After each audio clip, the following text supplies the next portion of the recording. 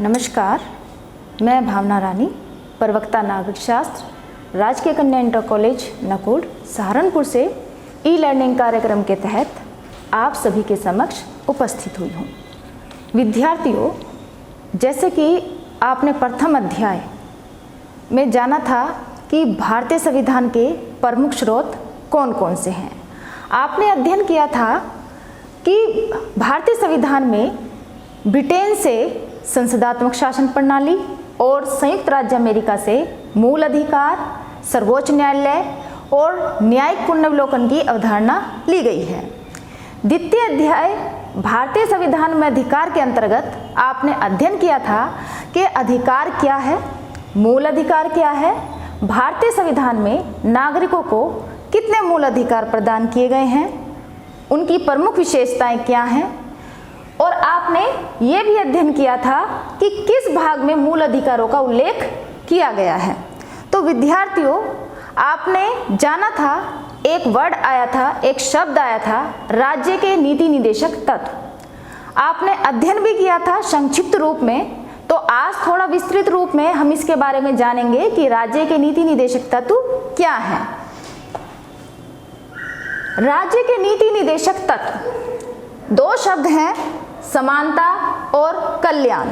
इन दोनों शब्दों में इन सारे नीति निदेशक तत्वों को परिभाषित किया जा सकता है। नागरिकों में समानता लाने, सबका कल्याण करने के लिए नीतियों की एक निदेशक सूची रखी गई है। निर्देशों की उसी सूची को राज्य के नीति निदेशक तत्व कहते हैं। नीति निदेशक तत्व राज्य के संचालन के लिए निर्देश व प्रशासन के मार्गदर्शक हैं। जिस प्रकार कोई व्यक्ति सही निर्देशन के अभाव में अपने गंतव्य तक नहीं पहुंच सकता, ठीक उसी प्रकार राज्य जब कार्य करेगा, अगर नीति निर्देशों के ऊपर ध्यान नहीं देगा या निर्देशों का पालन नहीं करेगा जो संविधान में दिए गए हैं, तो राज्य प्रॉपर अपने उस लक्ष्य तक नहीं पहुंच सकता जो अभी हमने स्टार्टिंग में दो शब्द बताए थे, समानता और सबका कल्याण करना। तो उसी प्रकार नीति निदेशक तत्वों के अभाव में राज्य अपने उद्देश्य प्राप्ति के मार्ग से भटक सकता है। इसीलिए संविधान के अंतर्गत राज्य के शासन संचालन संबंधी निर्देशों को सम्मिलित किया गया है। भारतीय संविधान में भाग 4 में अनुच्छेद 36 से लेकर के अनुच्छेद 51 तक राज्य के नीति निदेशक तत्वों का उल्लेख किया गया है। विद्यार्थियों, निदेशक सिद्धांतों का क्रियान्वयन। जब ये निदेशक सिद्धांत तैयार हुए, इनको संविधान में रखा गया, तो शुरुआती स्तर पर इनका क्रियान्वयन किस रूप में किया गया, अब आप अध्ययन करेंगे। 1990 से केंद्र एवं राज्यों में निदेशक सिद्धांतों को लागू करने के अनेक कार्यक्रम एवं कानूनों को बनाया गया। शुरुआती स्तर में पंचवर्षीय योजनाओं द्वारा सामाजिक और आर्थिक न्याय स्थापित करने का प्रयास किया गया। ये जो राज्य के नीति निदेशक तत्व हैं, ये फोकस करते हैं, आप ये देखिए दो शब्द यहाँ पर भी हैं, सामाजिक और आर्थिक न्याय। सामाजिक और आर्थिक न्याय जो है, सबसे पहले तो आप ये जानिए कि भारत एक कृषि प्रधान देश है। आज भी अधिकांश जनता गांवों में निवास करती है और इसीलिए राज्य के नीति निदेशक तत्वों का हमारे देश में होना, हमारे संविधान में होना उतना ही महत्वपूर्ण है जितना अन्य देश के लिए नहीं, क्योंकि हमारे यहाँ की शासन व्यवस्था नीति निदेशक तत्वों के माध्यम से ही सफल बन सकती है। चाहे हम उसमें कितना भी परिवर्तन क्यों ना कर लें, लेकिन राज्य के नीति निदेशक तत्वों को हमें लोकतांत्रिक शासन व्यवस्था को सफल बनाने के लिए इनको उसमें शामिल करना ही पड़ेगा। आय, सामाजिक स्थिति एवं अवसर में असमानता घटाने का लक्ष्य रखा गया। अब एक शब्द है अवसर में असमानता। अवसर में जो असमानता है, हमारे यहाँ 75% जो जनसंख्या है गांव में निवास करती है, और जो अवसर हैं अगर उनको डिस्ट्रीब्यूट नहीं किया जाएगा, अगर शक्तियों का, आर्थिक संसाधनों का हम विकेंद्रीकरण नहीं करेंगे, केंद्रीयकरण कर देंगे, तो निर्धन और गरीब की जो खाई है वो बढ़ती चली जाएगी और देश का, जो हमारे देश का विकास का लक्ष्य है, वो अधूरा रह जाएगा। सच्चाई ये है, विकास जो निर्भर करता है वो आर्थिक समानता पर निर्भर करता है। एक तरह से अगर हम राजनीतिक समानता देते हैं, राजनीतिक समानता प्रोवाइड करते हैं, उसका तब तक कोई महत्व नहीं हो पाएगा जब तक कि हम समाज में अवसर की समानता यानी कि आर्थिक संसाधनों का विकेंद्रीकरण नहीं कर देते। फिर है सभी राज्यों में भू सुधार कानून पारित किए गए ताकि ग्रामीण स्तर पर उनकी स्थिति में सुधार हो सके। भू सुधार कानून जो ये क्रियान्वित हुए थे, ये बहुत महत्वपूर्ण उपलब्धि थी। पहले क्या होते थे, बहुसंख्यक जो समूह थे किसी की जमीन पर या छोटे से जो कोई भी उसके पास टुकड़ा होता था उस पर जबरदस्ती अधिकार कर लेते थे, क्योंकि बहुसंख्यक के पास ही थोड़ी शक्तियां ज्यादा रहती थी। तो भू सुधार कानून के माध्यम से इसमें परिवर्तन हुआ। थोड़ी सी परिवर्तन होने से ग्रामीण स्तर में जो विकास हुआ वो बढ़ा। भूमि सीमांकन व्यवस्था, किसी की भूमि होती थी तो उसको सीमित करने के लिए कि ये उसकी है, एक तरह से सीमांकन व्यवस्था लागू की गई। न्यूनतम मजदूरी अधिनियम 1948, मजदूरी भुगतान अधिनियम 1936, बाल श्रम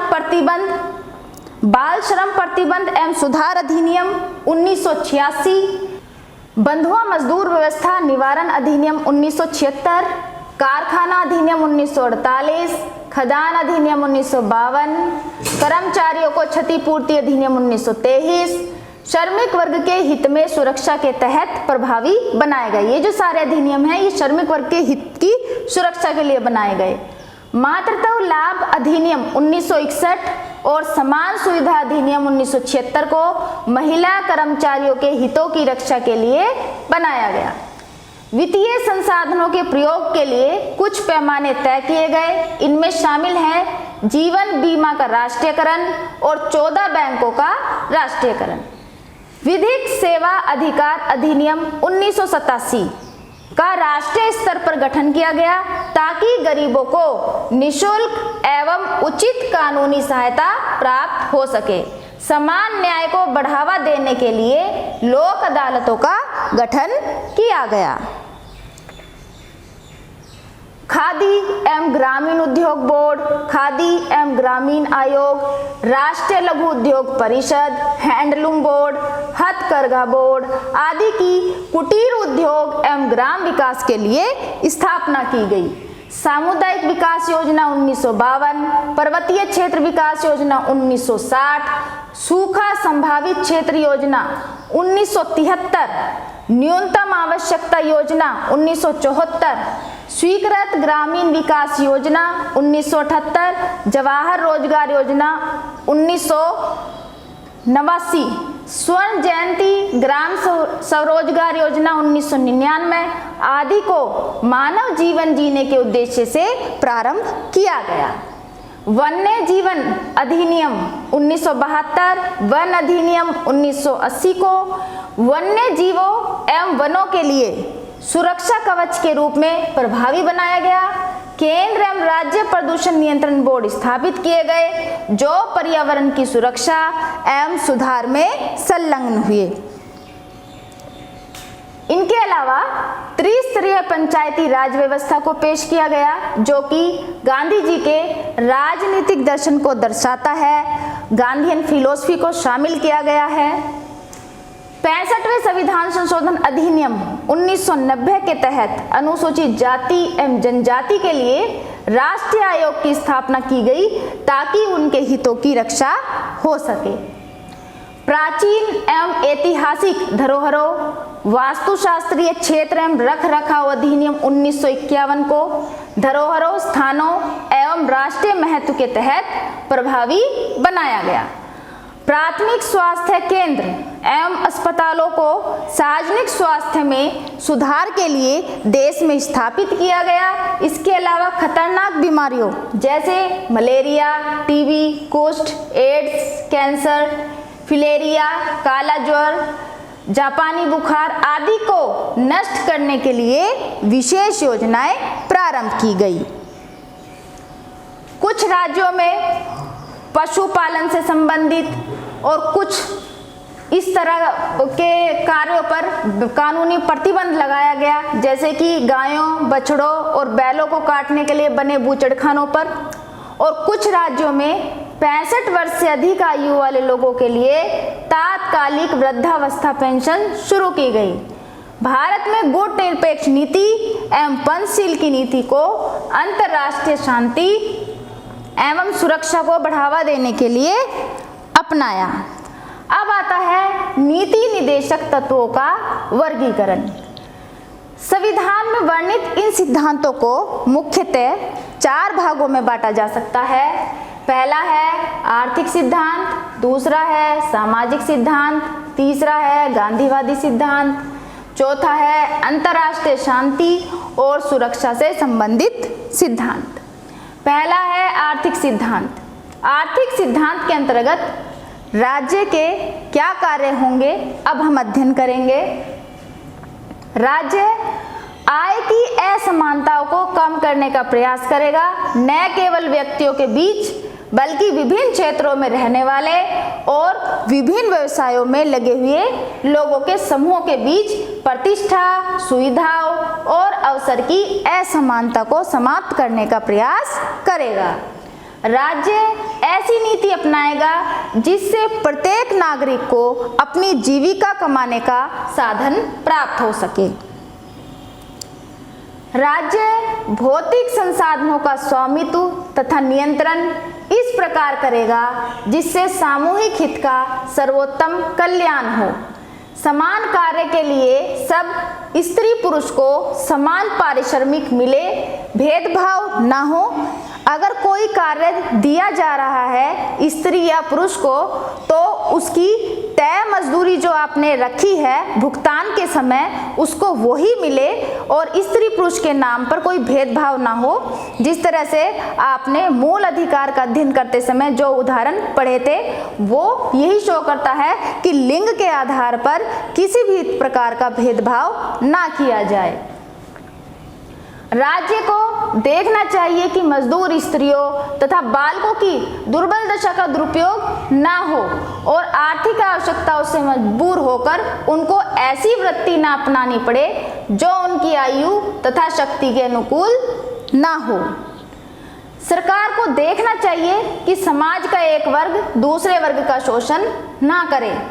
मजदूरों के लिए उचित तथा कार्य की ऐसी हालातों का निर्माण करना जिससे उनको आराम मिल सके तथा वे अपने जीवन को सांस्कृतिक रूप से ऊंचा बना सके, इसके लिए निरंतर राज्य को प्रयासरत रहना चाहिए और ऐसी योजनाएं और ऐसे कार्यक्रम लागू करने चाहिए ताकि उनका अधिकतम हित हो सके। दूसरा है सामाजिक सिद्धांत। इस सिद्धांत के अंतर्गत राज्य का कर्तव्य है कि वह प्रारंभिक शैशवावस्था की देखरेख करे तथा 6 वर्ष की आयु तक बालकों की शिक्षा का प्रावधान करे। समाज के दुर्बल वर्गों विशेषतः अनुसूचित जाति और जनजाति की शिक्षा व आर्थिक उन्नति का प्रबंध राज्य करेगा। साथ ही साथ यह भी देखेगा कि इनके साथ सामाजिक अन्याय तो नहीं हो रहा। राज्य द्वारा निःशुल्क कानूनी सहायता की व्यवस्था की जाएगी। राज्य वन्य जीवन और जंगलों की रख रखाव का प्रबंध करेगा। राष्ट्रीय महत्व व कलात्मक स्थानों, वस्तुओं तथा स्मारकों को नष्ट होने, बाहर भेजने आदि से रक्षा करेगा। उद्योगों के प्रबंध में कर्मचारियों की भागीदारी बढ़ाएगा।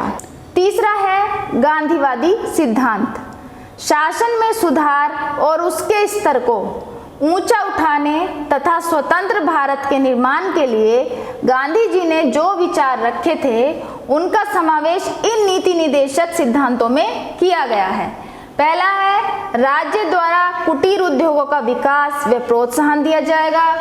सरकार ग्राम पंचायतों का संगठन करेगी तथा उनको इतनी शक्तियां प्रदान करेगी कि वे प्रबंधकीय इकाइयों के रूप में सफलतापूर्वक कार्य कर सकें।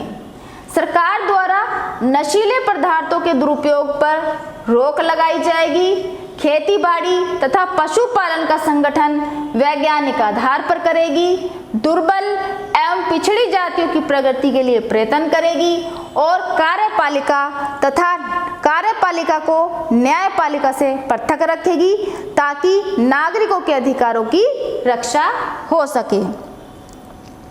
चौथा है अंतर्राष्ट्रीय शांति और सुरक्षा से संबंधित सिद्धांत। राज्य अंतर्राष्ट्रीय शांति और सुरक्षा को बढ़ावा देगा, विभिन्न राष्ट्रों के बीच न्याय और सम्मानपूर्ण संबंधों की स्थापना हो सके, राज्य इसके लिए प्रयत्नशील रहेगा। अंतर्राष्ट्रीय संधियों और कानूनों का सम्मान करेगा, अंतर्राष्ट्रीय विवादों को राज्य शांतिपूर्ण तरीके से निपटाने की प्रवृत्ति को बढ़ावा देगा।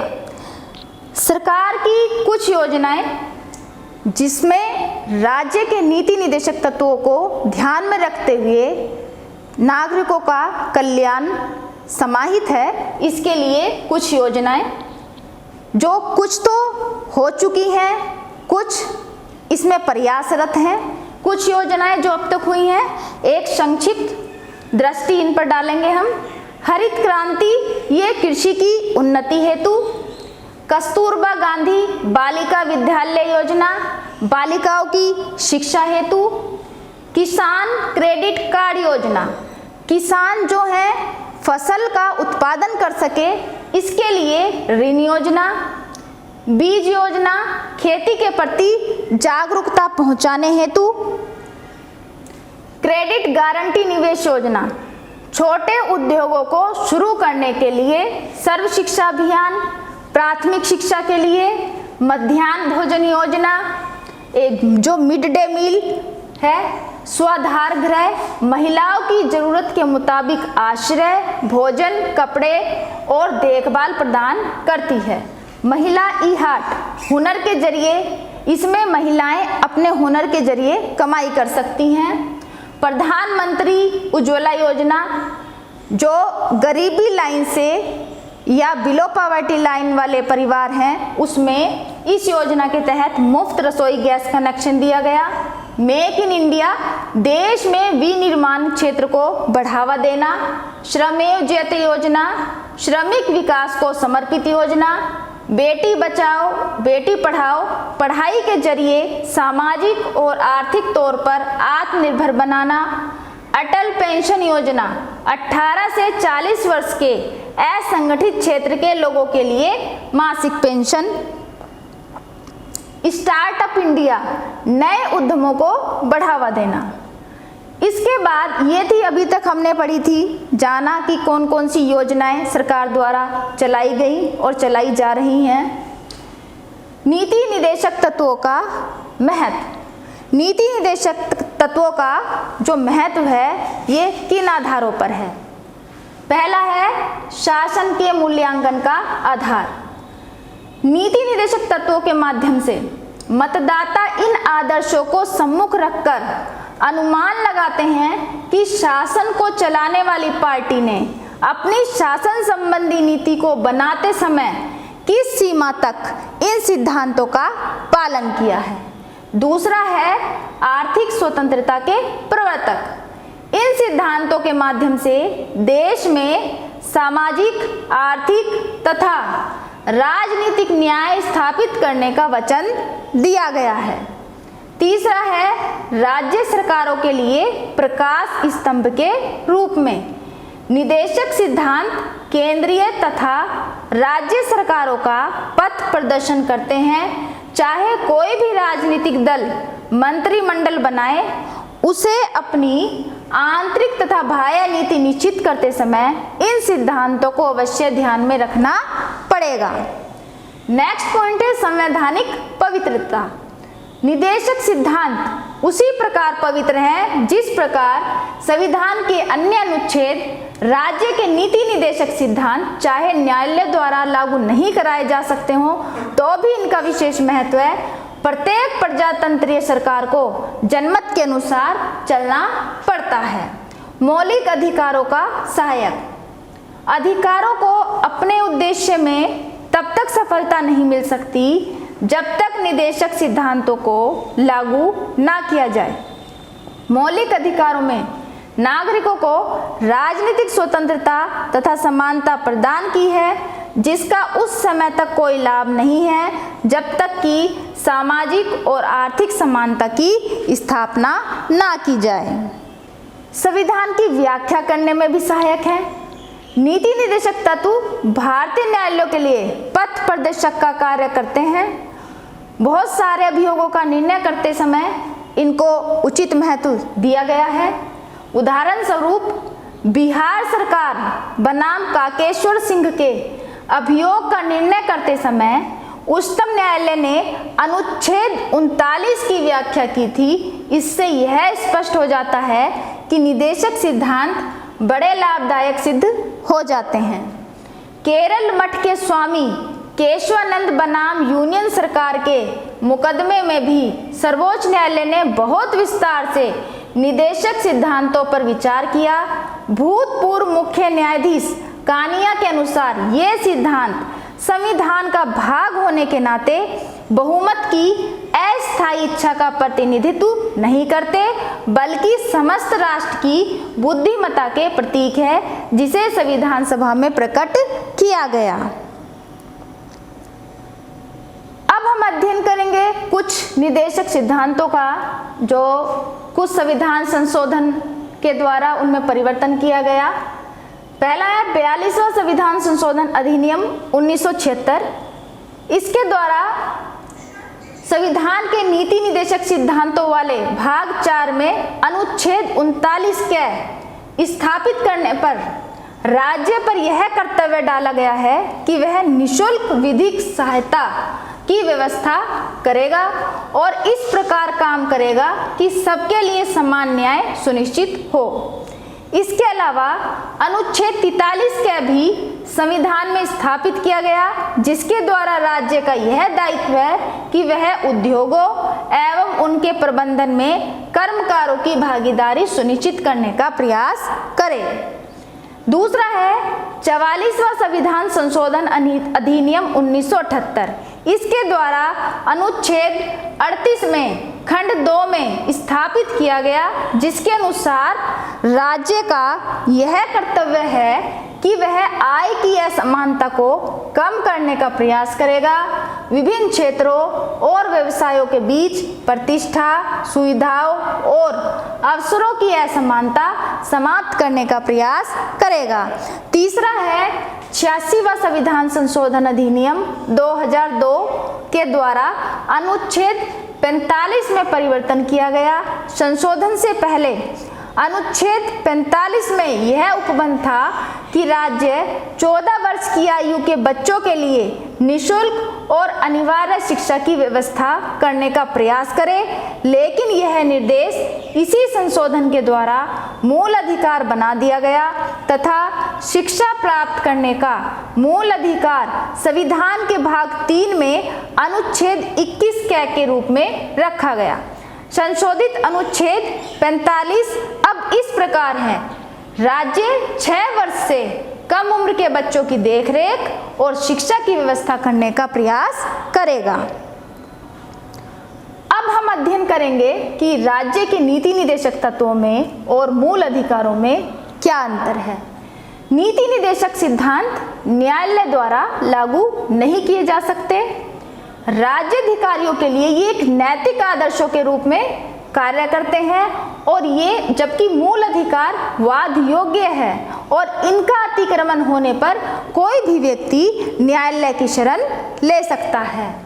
दूसरा है मूल अधिकारों का वर्णन संविधान के भाग 3 में किया गया है, जबकि नीति निदेशक तत्वों का वर्णन भाग 4 में किया गया है। मूल अधिकारों को लागू करने में कानून की बाध्यकारी शक्ति निहित होती है, जबकि नीति निदेशक सिद्धांतों में केवल नैतिक शक्ति ही निहित होती है और इनको मानने के लिए राज्य को बाध्य नहीं किया जा सकता। मूल अधिकारों की जो प्रकृति होती है वो नकारात्मक होती है, जबकि निदेशक सिद्धांतों की सकारात्मक होती है। मूल अधिकार जो होते हैं ये कुछ निषेधात्मक आज्ञाएं होती हैं। इनके द्वारा राज्य को आदेश दिया जाता है कि वे लोगों के इन अधिकारों में अनुचित हस्तक्षेप ना करें, जबकि राज्य के नीति निदेशक सिद्धांत बताते हैं कि राज्य को क्या करना चाहिए। मूल अधिकारों द्वारा राजनीतिक लोकतंत्र की स्थापना की गई है, वही नीति निदेशक सिद्धांतों द्वारा सामाजिक तथा आर्थिक लोकतंत्र की स्थापना करते हुए लोक कल्याणकारी राज्य का मार्ग प्रशस्त किया जाता है। अनुच्छेद 20 तथा 21 को छोड़कर मूल अधिकारों को अनुच्छेद 352 के अंतर्गत घोषित आपातकालीन स्थिति में स्थगित किया जा सकता है, जबकि निदेशक सिद्धांतों पर कोई प्रतिबंध नहीं है।